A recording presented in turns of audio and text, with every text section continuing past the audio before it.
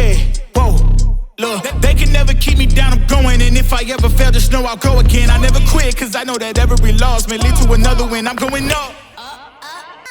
Today I'm driving around with an LA icon and legend, Estevan Oriol. Born and raised in the City of Angels, Estevan has been blessed with many talents.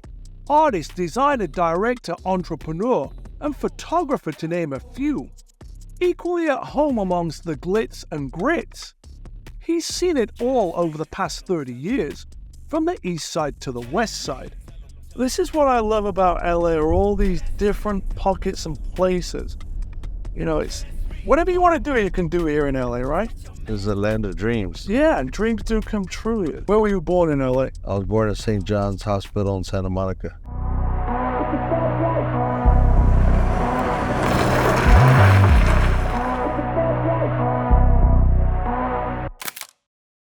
So here I am, under the 6th Street Bridge on the east side of the LA River, by the railroad tracks, you know, BNSF, Metro, Amlink. But today we're here to talk about the latest 2024 Porsche Cayenne. This one is owned by Porsche of downtown LA, and it is the art car. So we're going to meet the guys and talk a little bit about what's behind this Porsche Cayenne art car. So Esteban, tell me about the car. How did this project come together? Well, usually I do these Hispanic Heritage Month events with Soho House right over there. Right. And Sulgi asked me if I would do another one this year. And they said we had to involve Porsche because Porsche and them have a collaboration. So the idea was they were going to bring this car in, and how do we get eyes on it in a better way than just putting the car there, unveiling it, and it, you know, nobody cares. They care, but I mean, They don't care as much. yeah, it's just like, oh, okay, cool. Nothing new about that. Yeah, it's a car. They took the car cover off. Wow, ooh, you know, and that's it. Right. Go back to drinking, back to talking. But there was another way, is we can get people to stare at it for 3 hours straight, and that is have somebody come in and do something with it.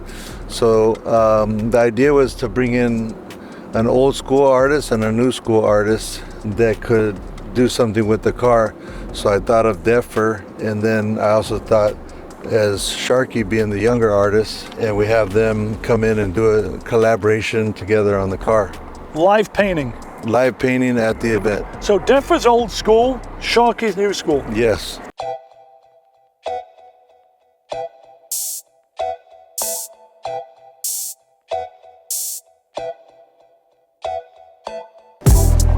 How's it going, man? What's up? Good to see you, good to see you. Defer, alrighty. Yep. So, Sharky, Sir. you did this side, so let's start here. Defer, we're gonna get to you in a minute. Okay. So tell me about it. What is the motivation, and did you plan it out before? Did you and Defer get together? If you want to come on in a little bit, did you guys get together and go, okay, you're taking driver's side, you're taking passenger side? How did it work, or did you just show up and start painting? Well, when we first got to Soho, we were kind of looking at, you know, the car, like, all right, how we're gonna do it. But one of the main event coordinators came up to us and kind of said how he wanted us to start on the hood. So we kind of went about it that way. And he said once the car's unveiled, he just wants us to go in and do our thing. So once they pulled, you know, the sheet off the car, we just kind of went in, and we just kind of, it wasn't planned to do half and half. Oh, we're gonna collab on the whole car, like mix and match, but it just ended up working out perfectly. I did my thing on this side and he flowed on that side, and it worked perfectly symmetrical, and that wasn't planned at all.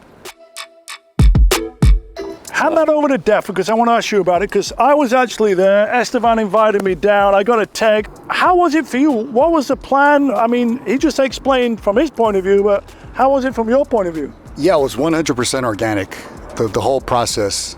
I mean, Estevan gave me a call like the week before, and we just kind of were like, yeah, let's go in. And then, you know, like Sharky said, we started on the hood, and we just kind of like spread out on our own site. Because we maybe had like a little dialogue of kind of maybe doing patches and kind of mixing and matching like a cheetah, you know. But yeah, I get it. But yeah, it became something else, and then that's how it is when it's organic, when it's outlaw style, right? We just kind of go in organically, kind of like what you do, man. You know what I mean?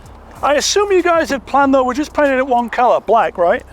Yeah, because I mean, you know, the thing was we had such little time and such little information. I just knew the car was gonna be a white car, and then we figured, you know, I think just black and white will kind of be good. You guys were painting out the buckets, I remember, with the brush. What is this, a 2-inch brush? Yeah, about. Yeah, about a 2-inch brush. Mine's is a little thinner, I believe. Okay. Yeah, maybe a 1 inch, 1.5 inch, maybe. Was it stressful? It wasn't stressful, but you know, like I think being an artist and visual artist, I think we just look at it as a canvas with a different shape, and we just go about it that way and do our thing, you know, get into our flow state. But that was probably the most eyes I've had on me while painting, and phones and cameras, etc. So that adds a little pressure. But other than that, you get into your own head and you're gone. You just zone it all out. Defa, I got to ask you the same question. I was there. It wasn't like you could step back because there was a crowd around you. You couldn't step back and visualize how it was looking. You were just on top of it, right? How was it for you? Yeah, it's just like taking a leap of faith. You know, you just go, and then basically, yeah, you can't sit back and analyze. You have to just do it. And it just comes with years and years of practice, repetition, and, you know, preparation, you know, meets, you know what I mean, the surface. And that's basically how we roll. And, you know, it's so fun, though. It's so liberating painting this style. He called you the OG. Sum it up for me. Well, you know, we've been in the car culture for a long time. I've been, you know, working on my car, like I told you, since the early 90s. So to see art on cars is not a new thing, but to see this kind of art on new cars is new. The place was off the hook. There was 1,500 people there, and it was incredible. You know, it was like the perfect event for me. I thought it went off crazy.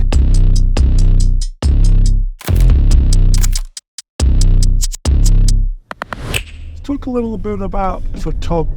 Yeah. What do you love about shooting film compared to, you know, now everything's digital? I like the look of it. I think film looks a lot better. It's a lot cooler. I like texture. So I like touching my film when I get it. I've had some instances where my assistants before, they weren't so bright. They accidentally deleted photos and folders and shit. They're stupid, and it's gone. Yeah, but nobody could delete my negative. That's right. You know? That's permanent. You can't, it's not going to be corrupted or deleted. It's in my file cabinet, room temperature controlled, and, you know, I guard it with my life. In your experience, your opinion, what makes a great photographer? Their eye, their knowing of what the frame, a good framing, and their hustle. Like, I know guys that are great photographers, but they're shit hustle. Yeah. They just sit there and cry about everything, like, you know, how come it's not going for me, or how come this, that, and the other, but they're sitting at home crying about it. Or, you know, there's the other guys that have all the hustle in the world, but their pictures are shit. So it's like a good combination of both of those, like hustle and good photos. And I mean, that's to me is the ultimate combination for a photographer.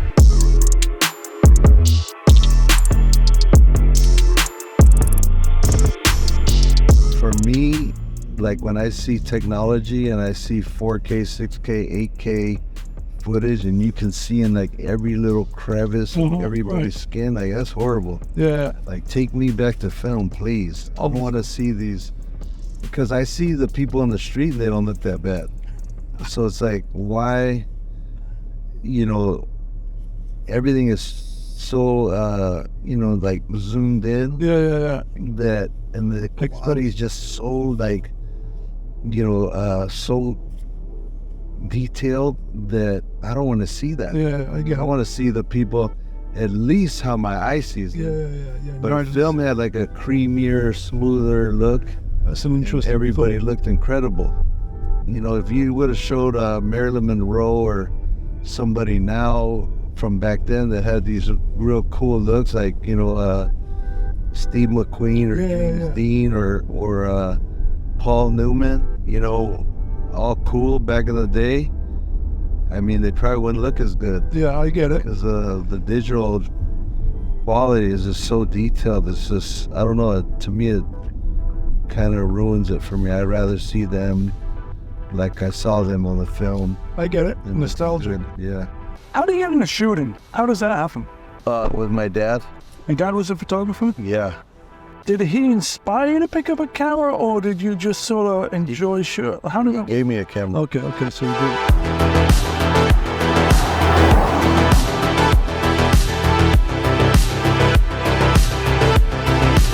Back in January of 2016, I hosted a farewell outlaw gathering under the original 6th Street Bridge, and I was amazed by the diversity of cars and people that showed up for what would be the final few days of the original 6th Street Bridge. So Estevan, what do you think to the new bridge? You know, I don't want to be stuck in the past, but I do like the original better because I'm more nostalgic kind of guy, you know. I like old school stuff. But I mean, you know, it's kind of cool the way it lights up and everything. For me, what bothers me the most is view to the city is obstructed by all the arches. And that's what I used to like about driving. This was my favorite street to drive on in LA. Mine too. So, I used to be able to do triple-digit speed easy on the old bridge. Yeah. New bridge is so hot right now. for me, it was like right here, making this loop, and then I put on my whatever song I wanted to hear at this stoplight.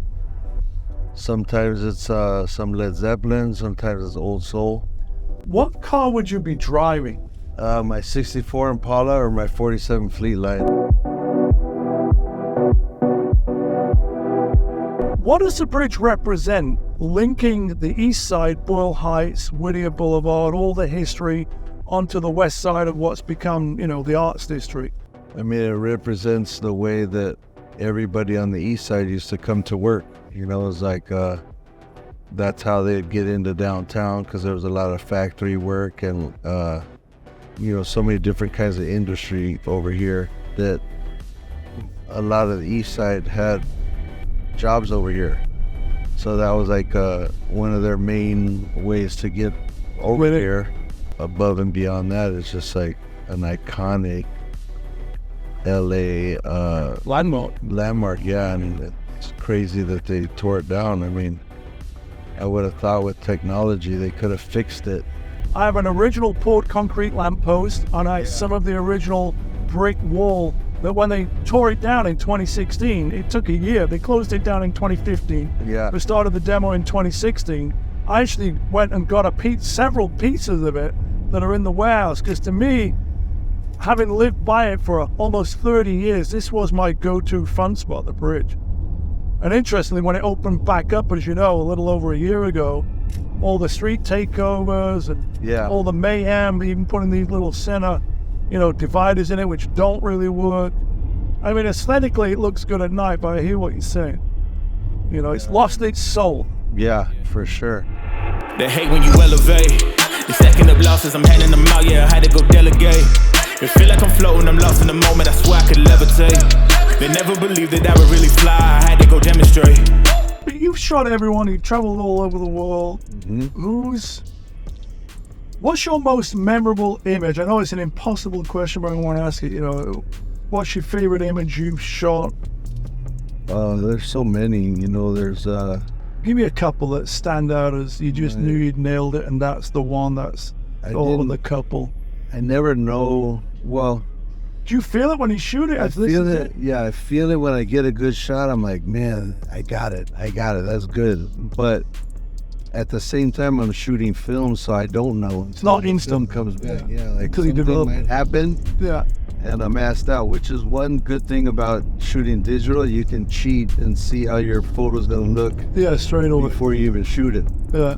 So you're like, you got the cheat. It's like taking a test with the book of answers right next to you. Yeah. Whereas when you shoot with film, you don't know what you're gonna get. Yeah, it's an interesting way of putting it. So I shot Robert De Niro and Al Pacino, and I was like, man, I hope I got that. So shot. was that on Heat? No, it was a Righteous Kill. Nobody saw the movie, but I saw the photos. Yeah. And you know, because you never know if that 1 second that you're capturing in time, if that person blinked their eye. Yeah. At the same time, when the camera's clicking, it closes in your frame. So it's like click, and that could be the time when people blink, Yeah. and you think you got the shot and you didn't, because the guy's like, The moment in time. bitch. How do you make your subject feel comfortable? And not Just talk to them and, you know, try to relate with them, or, you know, be respectful, be cool. And that's pretty much it. That's you it. know. Is that important? A common bond, common thread? I think so. I mean, that's what makes good friends. That's what makes relationships. you know? Right. It's important. Yeah, it's like opposites maybe attract to a certain point, but then you have to have some commonality or commonalities or whatever the fuck the word is, but you have to have some type of stuff that bonds you Connect. together. Yeah.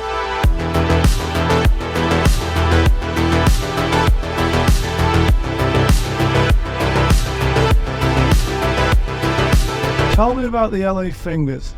The LA fingers, How do you do it? Is it this one? How does it? yeah, and the L. Yeah, let's see it. Okay. All right. I How did did that come about? of a woman gang member right here on, I was shooting some stuff from my clothes. What street was it on? Let's go down that street. See? It was right by your warehouse. Okay. Next, what's not Willow, the next one? Palmetto. Palmetto. Yeah. That was where you shot it? Yeah. Have you seen the mural that are my photos over here? Let's go look at them. This right here is a mural by a very famous street artist, legendary graffiti artist, and What's this guy's name? they call him, we call him real motherfuckers. Real motherfuckers. Yeah, his name is Deffer. Deffer. This guy here. There he is. To be like following us when I was shooting. Yeah, But it just kind of happened organically because this wasn't actually planned. yeah. And you probably thought, they're going by my mural. Yeah, that's what I was thinking. Rolling right by my mural. Yeah, if only you could call us and tell us to stop. Yeah. But yet we're already here. We just found that magical energy right now. Magical energy in the arts district. When did you do this? I did this like, I don't know, 8 years ago, maybe 6 years ago, 7 years. So you could tell it's weather. Yeah. Not only Deffer has 2 murals, Yeah. I got 2 too. You got two. This one was done by a good friend of mine, Downtown Daniel. Collaboration with my photos. It's of the great Nipsey Hussle, prolific, and rest in peace, Nipsey Hussle. This is a photo that I did of Nipsey Hussle in 2008, and then the week that Nipsey Hussle got murdered, Downtown Daniel started this. Him and Never, they're from the same crew, started murals, and they both finished around the day of the parade for him. Timing. Where they drove his casket from the Staples Center all the way by his store on Crenshaw and Slauson, and they ended where they did the service. The LA fingers over here. Right here, which is a mural of the portrait I did down the street of a young woman, and that picture right there's worldwide, internationally known, internationally bootlegged, internationally copied. Yeah. And That's the way of the world. yeah, when you do something great, everybody just takes it, rapes and pillages it, and makes it their own. But you know, it is what it is. I mean, look, I can't be mad. Yeah, that's life.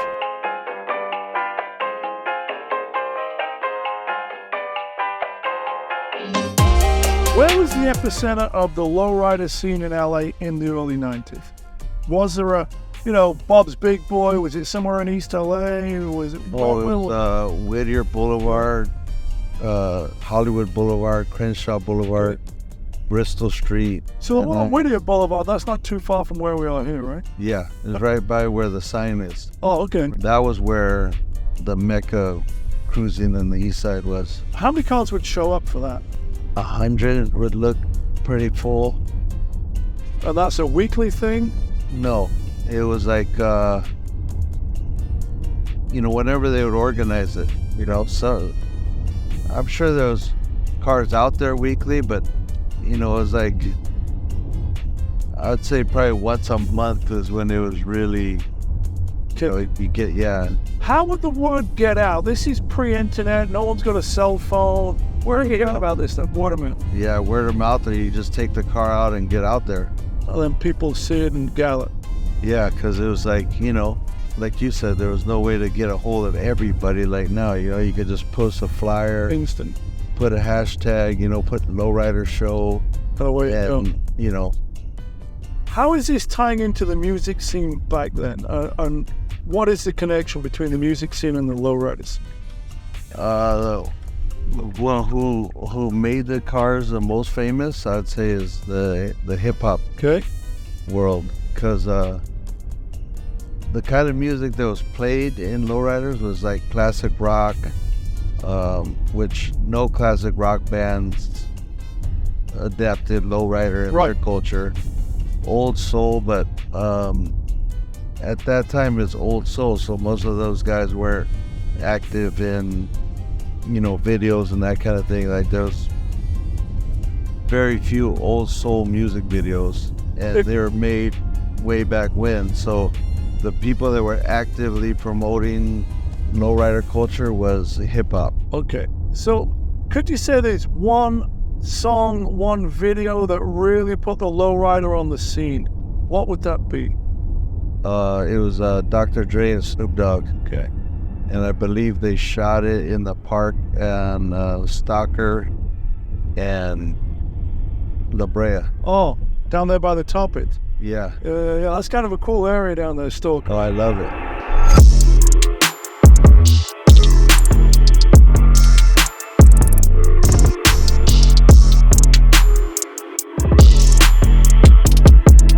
So Sharky, this is not so much about your involvement in the car, it's more about, tell me about your artwork. Well, to start it off, I'd like to describe my style as like a visual, abstract, non-objective kind of style, That's quite a mouthful. What does that mean? It means I'm not telling you how to feel. Okay. It means I want you to feel your feelings. Go like, I'm not painting a rose, I'm not painting a girl. You're coming up with your own imagination, letting you run with your thoughts. What is your inspiration behind that? Not how it makes me feel, but what's your inspiration? That's always been a tough question for me. I feel like that is such a big question in the art world. Like, I never understood why there has to be an inspiration to your style. Got it. Like, I kind of just do what feels good, and it comes out to be artistic. I don't really have an inspiration to my style. I just like to get into a flow state and then, just kind of go with how I'm feeling, really. Let the brush do the work. How do you feel when you're painting? When I'm painting, well, that's my favorite part. So if you look at these pieces right here, this is a really detailed style compared to the new style I've been producing. And I found myself like really liking the after effect on these paintings. Like I was like, yeah, it looks bitchin'. But throughout the process, I was stressed out. It's so tedious. There's so much tape, so much little touch-up shit. Tape off. That I wasn't enjoying the process. Too perfect. Yes, too perfect. Whereas over here? Whereas over here, I get lost in my thoughts. Like I don't think about shit. So I'm just lost in my brush and the paint and lost in everything. All outside noise, everything.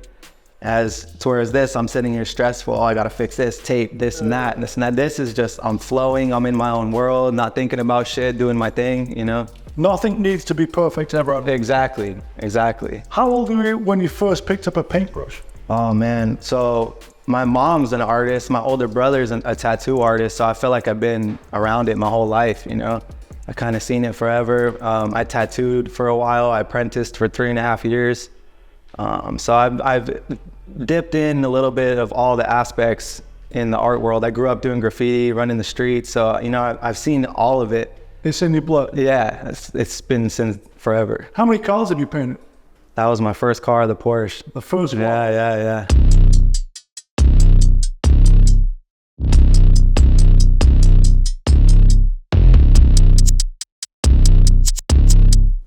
What's the difference between East Coast and West Coast style? music, art, street art. You were talking about your boys there that had done the paintwork on the van.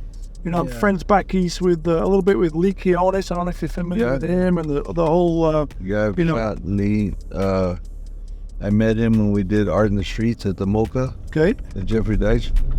But I was talking about people yesterday. Like, they're like, hey, you can feel hip hop when you go to New York. It's like, you definitely could feel like how hip hop started there.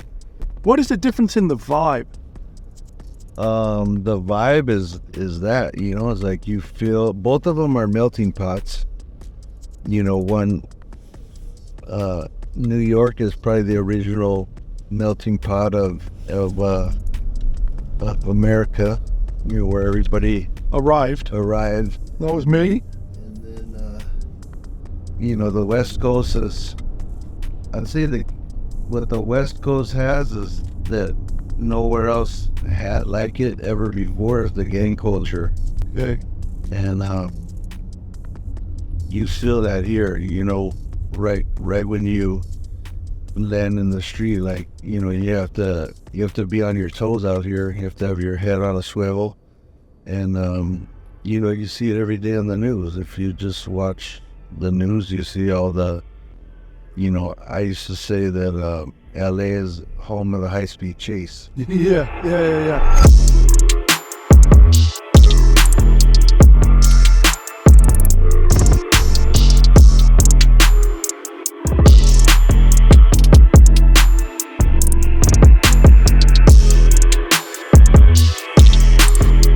Estevan, it's been an awesome day. Yeah. I have to say, you really transformed the Cayenne into something truly unique and special. Yeah. Maybe you can give me some final wrap-up thoughts on how it was for you. It's good to see this car out of the event environment. It's cool to see the reaction that people were getting from watching a live painting. I don't know if they know who they are watching. All in all, it all came out to be probably one of the best events I've done, as far as, in any venue or whatever. Like, most of the events I do, they come and go so quick, but this one has something, left behind. This one will live on. Yeah. We put together a team that did something really pretty unique. And ultimately, though, these cars are built to be driven. Yeah. So as cool as this thing looks, and it does look cool. Yeah. I don't know about you, but I'm pretty hungry. How about we roll down the hill and drive and go get something to eat? Yeah, I think we should drive it and get some food. Let me get the door for you, sir. Thank you. An epic day. Thank you very much. Thanks for inviting me along on the journey. Thank you. All righty.